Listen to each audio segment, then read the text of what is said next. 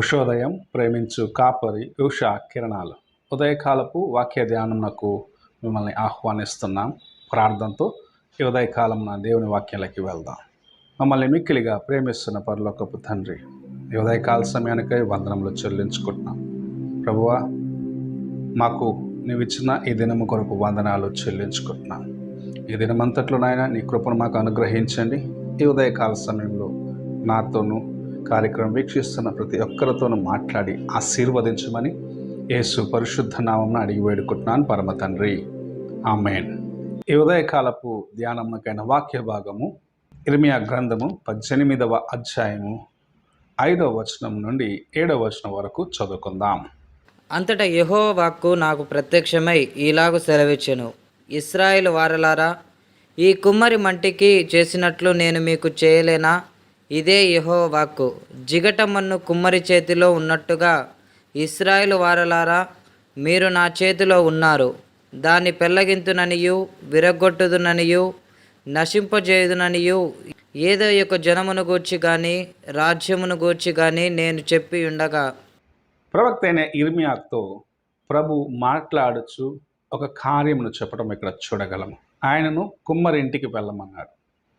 కుమ్మరివాడు తన యొక్క సారి పైన పని చేస్తుంటే అతని చేతిలో ఉన్న మట్టి జారి అతని చేతిలో ఉన్న చేస్తున్న పాత్ర ఇరిగిపోయినప్పుడు మరలా దానిని తనకు ఇష్టం వచ్చిన రీతిగా మరి ఒక పాత్రగా సిద్ధపరచుకునే ఒక దృశ్యాన్ని ఆయన ముందు ఉంచి యెహోవా ప్రవక్త అయిన ఇర్మియాతో చెప్పుచున్న మాట, నేను ఇశ్రాయేలీలకు ఇలాగూ చెయ్యలేనా?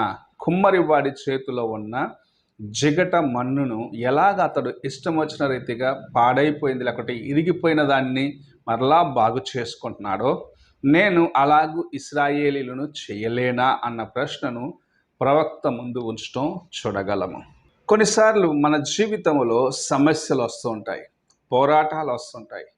అంతవరకు మనతో పాటు ఉన్న వాళ్ళు మనల్ని నిర్లక్ష్యపరిచి నీ జీవితము ఇంకా ఎవరికి ఉపయోగము లేదు అన్న ఒక స్థితి నీకు అనిపిస్తూ ఉంటుంది. కానీ ప్రభు నిన్ను ప్రేమిస్తున్నాడు.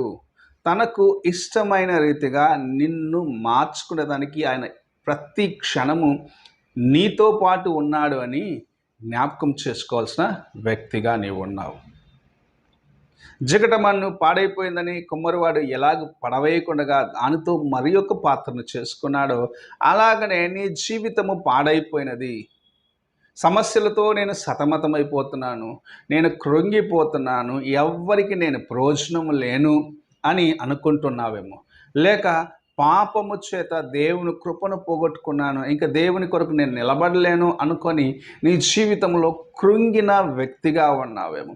నేను తెలిసే తప్పు చేశాను, దేవుడు నన్ను క్షమించడు అని ఆ తలంపుతో నీవు నలిగిపోతున్నావేమో. ప్రభు నిన్ను చూసి నిన్ను ఉదయకాల సమయంలో నేను నిన్ను మరలా బాగు చేయగలను అన్న మాటను చెప్పటం చూడగలం.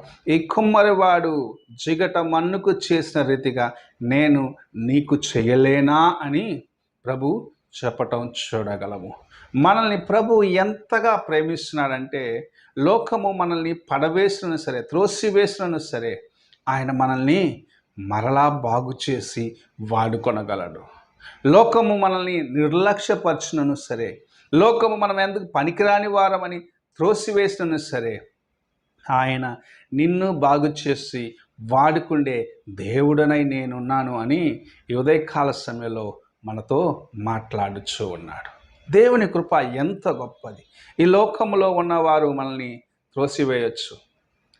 నీవు చేసిన కార్యమును బట్టి ఇంకా నాకు ఏ ఆశీర్వాదము లేదు, నేను అనేకులకు హానికరమైన జీవితాన్ని జీవించాను, లేకపోతే అనేకులు దుఃఖపరిచే జీవితాన్ని జీవించాను, ఎవరు నన్ను క్షమించరు, ఎవరికి నేను ప్రయోజనం లేను అనుకుంటున్నావేమో. కానీ నిన్ను కూడా ప్రభు బాగు చేసి వాడుకొనగలడు. నీ జీవితమును కూడా అనేకులకు ఆశీర్వాదకరముగా చేయగలడు. కృంగిపోయి ఉన్నావేమో, నిన్ను లేవనెత్తాడు. నలిగిపోయి ఉన్నావేమో, నిన్ను బాగు చేస్తాడు.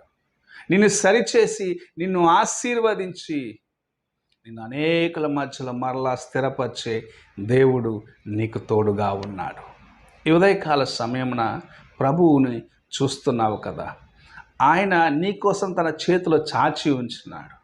నిన్ను బాగు చేసి వాడుకోవాలని తన చేతులను చాచి ఉంచినాడు. సిలువ మ్రానుపైన చేతులు చాచినది నిన్ను బాగు చేయటాని కోసమే. లోకముని నిర్లక్ష్యపరచవచ్చు, లోకములో వారు నిన్ను త్రోసివేయచ్చు. అయితే నిన్ను ప్రేమించిన ప్రభు, నిన్ను బాగు చేయాలని ఆశిస్తున్న తండ్రి నీ జీవితాన్ని మార్చి నీ జీవితంలో విలువను చేర్చేదానికి ఆయన నీ ప్రక్కనే ఉన్నాడు. విలువలేని నీ జీవితమును, పనికిరాని నీ జీవితమును ఆయన విలువనిచ్చేవాడిగా, నీకు విలువనిచ్చి నిన్ను ఉన్నత శ్రేణికి హెచ్చించాలన్నదే దేవుని యొక్క ఉద్దేశమై ఉంటుంది. బాగు చేసి వాడుకోవాలన్నదే దేవుని యొక్క ఉద్దేశమై ఉంటుంది. నువ్వెటువంటి స్థితిలో ఉన్నాను, ప్రభు నిన్ను చూస్తున్నాడు, నిన్ను ప్రేమిస్తున్నాడు. ఆయన ప్రేమ నీకు శాశ్వతమైనదని జ్ఞాపకం చేస్తూ ఉన్నాడు. ఈ ఉదయకాలమున నీవు ఎలాగున్నావో ఒక్కసారి నీ హృదయాన్ని పరీక్షించుకో. లోకము నిన్ను నిర్లక్ష్యపరిచినదేమో, నీ బంధువులు నిన్ను త్రోసివేసినారేమో, నీ కుటుంబ సభ్యులు నిన్ను హేళన చేసినారేమో. ప్రభు నిన్ను ప్రేమిస్తూ ఉన్నాడు.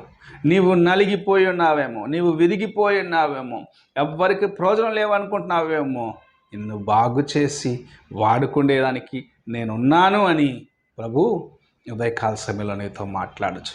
నేను ఉన్నాను అని చెప్పే ఒక అభయమిచ్చే దేవుడు నీ ప్రక్కనే ఉన్నాడని నీవు ప్రతి క్షణము గుర్తుపెట్టుకోవాలని ప్రభు నీతో మాట్లాడచ్చు. ఆయన నిన్ను బలపరుస్తాడు, ఆయన నిన్ను లేవనెత్తాడు, ఆయన నిన్ను ఆశీర్వదిస్తాడు. నీవు ఆయన మాటకు లోబడేదానికి నీ చెవులను సిద్ధపరచుకో, నీ మనస్సును సిద్ధపరచుకో, నీ యొక్క తలంపులన్నింటినీ ఆయన వైపు నీవు కేంద్రీకరించు. అప్పుడు ఆయన యొక్క ఆశీర్వాదాన్ని చూడగలవు. ప్రార్థన చేసుకున్నాం. పరిశుద్ధుడు అయిన యేసయ్య, మా ముందు నీ ఉంచిన నీ వాక్యము కొరకు వందనములు.